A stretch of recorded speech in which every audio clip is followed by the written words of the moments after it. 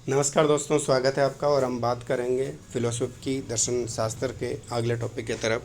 सुखवाद की बात हम करते हैं। अरस्तु देखा, प्लेटो को देखा और अब बात करते हैं सुखवाद की। सुखवाद में बात करें, नीति शास्त्र में कई विद्वानों ने स्वार्थवाद व सुखवाद दोनों को एक ही मान लिया, जैसे चावार्क इंडिया में, यूनान में अरिस्टोपस और एपिक्यूरस, इंग्लैंड में हॉब्स और जर्मनी में मोरिटस। यानी स्वार्थवाद और सुखवाद को एक ही मान लिया, जबकि ऐसा नहीं है, बहुत डिफरेंसेस हैं, देखें। ठीक है। स्वार्थवादियों ने मनुष्य के जीवन में सुख के साथ साथ या सुख के अलावा ज्ञान, चरित्र, यश व आत्म उन्नति को भी महत्वपूर्ण माना है। सुखवादियों ने मनुष्य के जीवन में केवल सुख को महत्वपूर्ण माना। सुखवादियों ने मनुष्य के जीवन में केवल किसको माना? सुख को महत्वपूर्ण माना है। सुखवादियों ने व्यक्तिगत सुख के साथ साथ अधिकतम व्यक्तियों के अधिकतम सुख की बात को भी माना। सुखवादियों ने व्यक्तिगत सुख के साथ साथ अधिकतम सुख की बात की, अधिकतम व्यक्तियों के अधिकतम सुख की बात भी, करीब के अधिकतम लोगों का सुख भी होना चाहिए। उपयुक्तवाद के अधिकतम व्यक्तियों के अधिकतम सुख को मानता है। उपयुक्तवादी भी जो है अधिकतम व्यक्तियों के अधिकतम सुख की बात को मानते हैं। उपयुक्तवादी व्यक्तिगत सुख को नहीं मानते, जबकि सुखवादी इसे मानते हैं। उपयोगितावादियों ने यद्यपि अधिकतम व्यक्तियों के अधिकतम सुख को महत्वपूर्ण माना है, किंतु कुछ उपयोगितावादी ऐसे भी हैं जिन्हें अधिकतम व्यक्तियों के अधिकतम सुख के साथ साथ ज्ञान, चरित्र, यश व आत्मोन्नति को भी महत्वपूर्ण माना। उपयोगितावादियों ने यद्यपि अधिकतम व्यक्तियों के अधिकतम सुख को तो महत्वपूर्ण माना ही है, किंतु कुछ उपयोगितावादी ऐसे भी हैं जिन्होंने अधिकतम व्यक्तियों के अधिकतम सुख के साथ साथ ज्ञान, चरित्र, यश व आत्म उन्नति को भी महत्वपूर्ण माना है। सुखवाद की बात कर रहा है हेडोनिज्म की। कौन सा निज्म है? हेडोनिज्म। हेडोनिज्म की बात कर, हेडोनिज्म। एपिक्यूरस ने सुख की परिभाषा देते हुए कहा, दुख का अभाव ही सुख है। दुख का अभाव ही सुख है, कि भाई दुख का ना होना ही क्या है? सुख है। ठीक है। ये शारीरिक और मानसिक कष्टों से छुटकारा प्राप्त करना ही सुख है। एपिक्यूरस के सुख की परिभाषा पूरी तरह से सत्य नहीं है। किसी कोमल वस्तु को हम स्पर्श करते हैं या सुगंधित पदार्थ को हम सूंघते हैं, सुंदर दृश्य को देखते हैं, तो हमें दुख का अभाव नहीं होता। दुख का अभाव नहीं होता, फिर भी सुख प्राप्त होता है।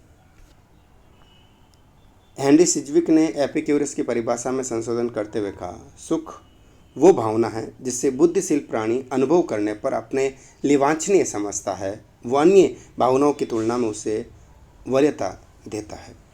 सिजवी की परिभाषा को भी पूरी तरीके से सत्य नहीं माना जाता। इस कारण नीति शास्त्र में कहा जाता है कि सुख की कोई स्पष्ट परिभाषा दे पाना संभव नहीं है कि सुख क्या है।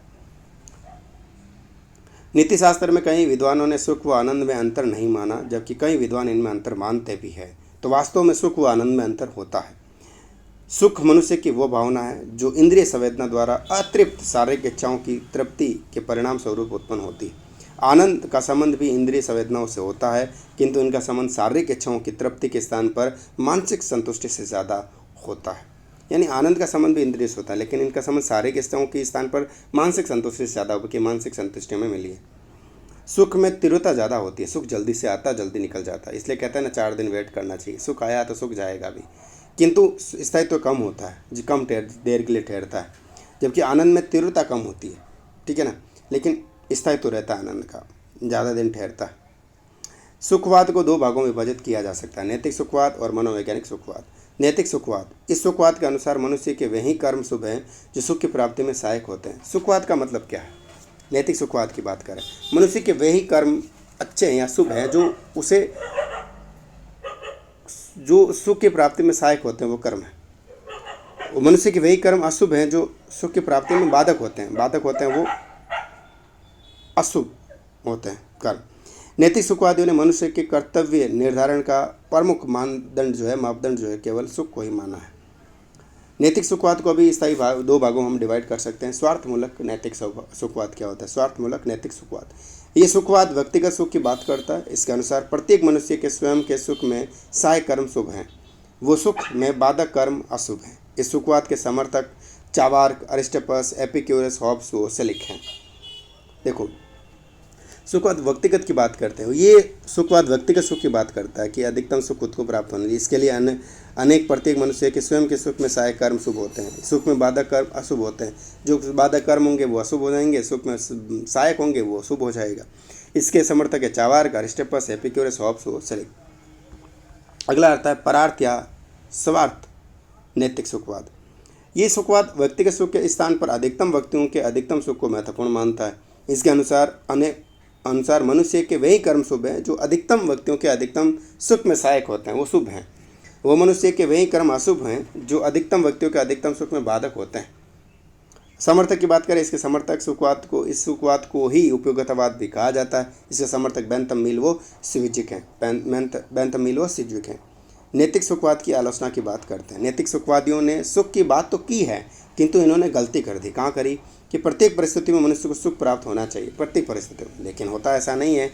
वास्तव में हम जानते हैं कि प्रत्येक परिस्थिति में सुखद अनुभव शुभ नहीं होता। हर परिस्थिति में अनुभव शुभ हो जाएगा, सुख मिल जाएगा, ऐसा नहीं है। नैतिक सुखवाद में केवल सुख को ही शुभ माना गया है। अन्य प्रवृत्तियां जैसे ज्ञान, चरित्र, यश, आत्मोन्नति इत्यादि को केवल सुख के साथ साधन के रूप में शुभ माना गया, केवल साधन के रूप में शुभ माना गया। नैतिक सुखवादी सुखों में भेद नहीं मानते। नैतिक सुखवादी कैसे भी चाहिए, सुख चाहिए, किंतु वास्तव में सुखों में भेद होता है। सुख उत्कृष्ट भी हो सकते हैं और निकृष्ट भी हो सकते हैं। बेंथम ने सुखों में मात्रात्मक भेद को माना। जबकि मिल ने मात्रात्मक गुणात्मक दोनों माना। मिल ने दोनों माना। बेंथम सुखों में केवल मात्रात्मक भेद बताता है। उसके अनुसार सुखों को मापा जा सकता है, इसलिए बेंथम ने सुखों के मापन का सिद्धांत दिया। सिद्धांत दिया। सुख कलन का सिद्धांत हेडोनस कैलकुलस। बेंथम ने यह सिद्धांत सुखों के मापन के लिए दिया। इस सिद्धांत में बेंथम कहता है कि 7 कारकों के आधार पर सुखों का मापन किया जा सकता है। पहला, तीव्रता। इसमें बेंथम ने कहा कि 2 सुखद अनुभूतियों में उसका चयन किया जाना चाहिए जिससे तीव्रता ज़्यादा हो।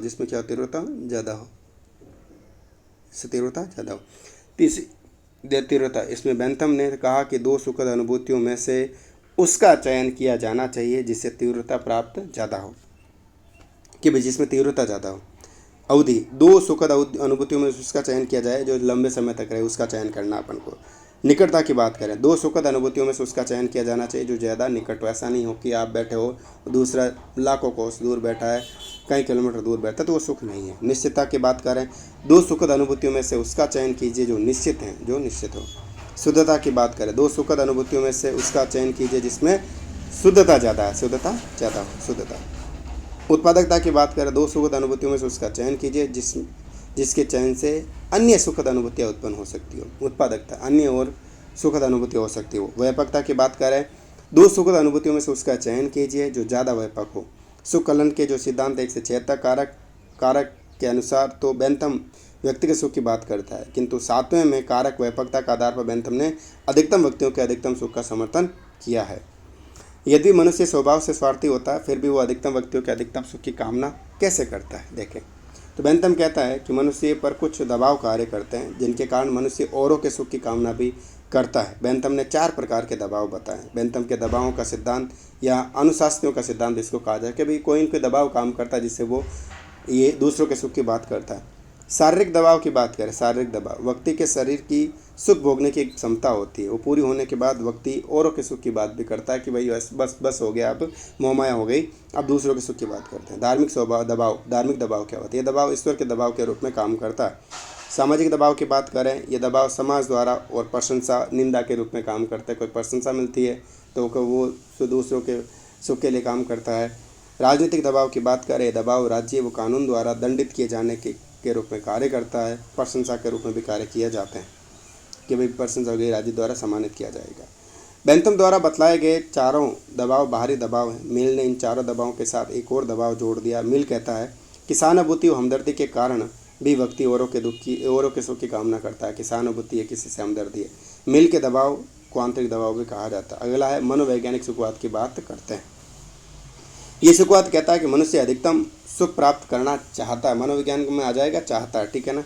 मनुष्य की मानसिक प्रवृत्ति ही इस तरह की होती है, वो दुखों से दूर रहना चाहता है, वो केवल सुख ही प्राप्त करना चाहता है। दुख कौन चाहता है? सभी सुख ही चाहता है।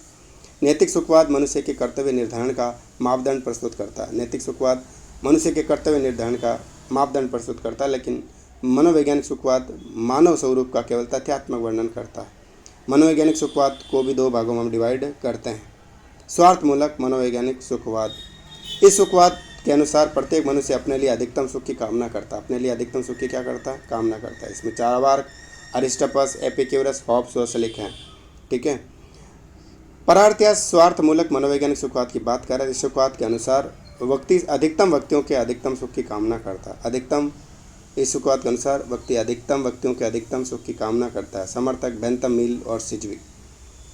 मनोवैज्ञानिक सुखवाद के सबसे प्रबल समर्थक मोरिटस सिलिक हैं। ये कहना कि कुछ विशेष परिस्थितियों में मनुष्य आत्मत्याग और परोपकार के जो कार्य करता है वो भी सुख प्राप्त करने की भावना से प्रेरित होकर करता है। देखो, मनोवैज्ञानिक सुखवाद का सबसे बड़ा प्रवर्तक मोरिटस होगा, सिलिक हो गया। ये कहता है कि कुछ विशेष परिस्थितियों में मनुष्य आत्मत्याग और परोपकार के कुछ कार्य करता है कुछ विशेष परिस्थितियों में, और सुख प्राप्त करने की भावना से प्रेरित होकर कि मुझे सुख मिलेगा इसलिए वो करता है। मनोवैज्ञानिक सुखवाद की आलोचना की बात करते हैं तो विशेष परिस्थितियों में मनुष्य आत्मत्याग और परोपकार की बात सोचता है, वह हर समय सुख प्राप्ति की भावना से प्रेरित नहीं होता। हर समय सुख प्राप्ति की भावना से प्रेरित नहीं होता, बल्कि कर्तव्य की चेतना से भी कुछ काम वो करता है। मनोवैज्ञानिक सुखवाद मनुष्य वो तात्कालिक प्रयोजन सुख प्राप्ति के बारे में सोचना बताते हैं, किंतु वास्तव में तात्कालिक प्रयोजन व सुख के बारे में सोचने से पहले दुख प्राप्ति के साधनों के बारे में सोचना होता है। वही सुख प्राप्त करेंगे तो कुछ न कुछ दुख भी तो प्राप्त हो ही जाएगा, तो उसके साधनों के बारे में सोचना होता है। केवल सुख के बारे में सोचने से सुख उत्पन्न नहीं होता। केवल सुख के बारे में सोचेंगे तो सुख प्राप्त नहीं होता, उल्टा कई बार दुख और ज़्यादा पैदा हो जाता है। सुख का विरोधाभास की बात करें, हेनरी सिजविक कहता है कि केवल सुख के बारे में सोचने से सुख नहीं मिलता, बल्कि सुख दूर चला जाता है और दुख जो कि यही सुख का विरोधाभास है। सिजविक लिखता है कि सुख प्राप्त करने के लिए कर्म करते समय सुख को भूल जाना चाहिए। कर्म करते रहो, फल की चमल को, मुझे सुख मिलेगा, सुख को भूल जाओ, कर्म करते रहो। वास्तव में सिजविक की बात गलत है। सुख प्राप्ति के लिए कर्म करते समय सुख को भूलना संभव नहीं होता। उपयोगितावाद की बात करें, 19वीं शताब्दी में इंग्लैंड में कई उपयोगितावादी विचारक जिनकी विचारधारा में इतिहास, राजनीतिक अर्थशास्त्र को प्रभावित किया। उपयोगितावाद के बारे में ये भी कहा जा सकता है कि ये विचारधारा क्या कहता है कि कोई भी विकसित देश अविकसित देश पर अधिकार करता है तो उसका उद्देश्य केवल वहाँ के लोगों का शोषण करना नहीं होना चाहिए। कि उपयोगितावाद वही है, अभी आपने अधिकार कर लिया तो अब देश के लोगों का शोषण करना तो आपका काम नहीं रह गया। 19वीं शताब्दी में इसी विचारधारा से प्रभावित होकर अंग्रेजों ने भारत में सामाजिक, धार्मिक और शिक्षा के क्षेत्र में सुधार किया। 1833 के चार्टर एक्ट इसी विचारधारा से प्रभावित होकर होने का ये कारण माना जाता है, इसी कारण पारित किए गए थे। उपयोगितावाद वो सिद्धांत है जो व्यक्तिगत सुख के स्थान पर अधिकतम व्यक्तियों के अधिकतम सुख को महत्वपूर्ण मानता है। अधिकतम व्यक्तियों के अधिकतम सुख शब्द का प्रयोग सर्वप्रथम किसने किया? अधिकतम के लिए एचिसन ने किया था। एचिसन ने किया था, किंतु इसका ज़्यादा प्रयोग किया बेंथम ने। इस कारण बेंथम को ही उपयोगितावाद का प्रवर्तक माना जाता है। उपयोगितावादियों ने मनुष्य के कर्तव्य निर्धारण का सबसे प्रमुख मापदंड को अधिकतम व्यक्तियों का अधिकतम सुख ही माना। उपयोगितावादी के लिए प्रत्येक परिस्थिति में सुखवादी होना जरूरी नहीं है। विस्तृत अर्थ में उपयोगितावादी कोई भी वो सिद्धांत हो सकता है जो परिणामों के आधार पर मनुष्य के कर्मों और नियमों के औचित्य को बतलाया।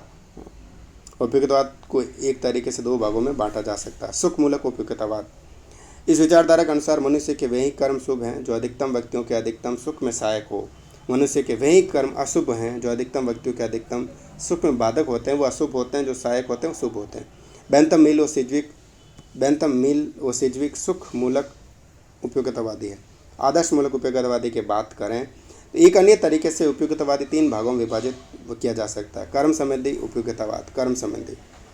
इस उपयोगितावाद के अनुसार किसी विशेष परिस्थिति में मनुष्य के लिए संभव सभी कर्मों में से वही कर्म उसका कर्तव्य बन जाते हैं जो अधिकतम व्यक्तियों के अधिकतम सुख में सहायक हो। समर्थक इसमें कौन कौन है? बेंथम, जेई, मूर। इस उपयोगितावाद की सबसे बड़ी कमी यही है कि ये उपयोगितावाद ये नहीं बतलाता कि कर्म कौन से नियम के तहत किया जाए। वे भी नियम तो कोई होना चाहिए ना। अगर इस उपयोगितावाद को माना जाए तो हमारे कई गलत कार्य भी हमारे कर्तव्य बन जाते हैं। नियम भी तो होना चाहिए। अधिकतम सुख की बात करते हो, लेकिन नियम क्या है? कई बार गलत भी तो हो सकता है। यदि इस उपयोगितावाद को माना जाए तो व्यक्ति इतिहास के अनुभवों से सबक नहीं ले सकता। ये उपयोगितावाद परिणामों के आधार पर कर्मों के औचित्य को बताता है, किंतु वास्तव में परिणाम मनुष्य के हाथ में नहीं होते। हम कर्म करते हैं, परिणाम हमारे हाथ में नहीं होते हैं ना। तो नियम संबंधी उपयोगितावाद की बात करें तो ये उपयोगितावाद कहता है कि कर्म उस नियम के अनुसार होने चाहिए जिसकी सर्वाधिक उपयोगिता हो। ज़्यादा उपयोगिता किसकी? उस नियम से अनुसार होना चाहिए। ये उपयोगितावाद कर्म की बात करता है, किंतु ज़्यादा महत्व उस नियम को देता है जिसके अनुसार कर्म किया जाना चाहिए। नियम व्यक्ति विशेष के अनुसार नहीं होते, बल्कि सार्वभौमिक होते हैं, व्यक्ति विशेष के अनुसार नहीं होते। समर्थक इसके मिल हैं, ऑस्टिन है और रिचर्ड ब्रांट है। कर्म व नियम संबंधी उपयुक्तवाद दो भागों में वर्गीकृत किया जाता है। सीमित कर्म संबंधी उपयुक्तवाद, सार्वभौमिक कर्म संबंधी उपयुक्तवाद कर, सीमित नियमों संबंधी उपयुक्तवाद, सार्वभौमिक नियम संबंधी उपयुक्तवाद नियम हो जाए।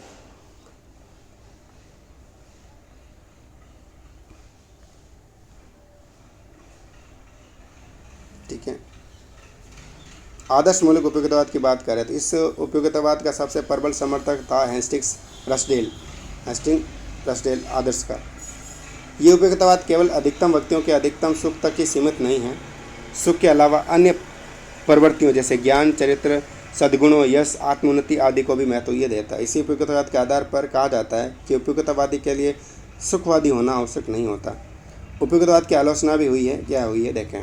अधिकांश उपयुक्तवादियों ने उपयुक्तवाद को स्पष्ट रूप से परिभाषित नहीं किया। बेंथम, मिलो, सिजिक जैसे उपयुक्तवादियों ने सुख व आनंद में अंतर नहीं बताया, किंतु रसडेल, टुल्विन, ऑस्टिन, मूर व ब्रांट ने सुख व आनंद में अंतर माना। उपयुक्तवाद के अनुसार सुख को मापा जा सकता है, किंतु वास्तव में सुख कोई वस्तु नहीं है जिसे मापा जा सकता। उपयुक्तवाद तो माप सकते हैं, मापने का बोल रहे, लेकिन सुख कोई वस्तु तो है नहीं जिसे हम माप सकते हैं। ये तो मात्र एक अनुभूति है ना। बेंथम की बात हम करेंगे अगले वीडियो में। नमस्कार।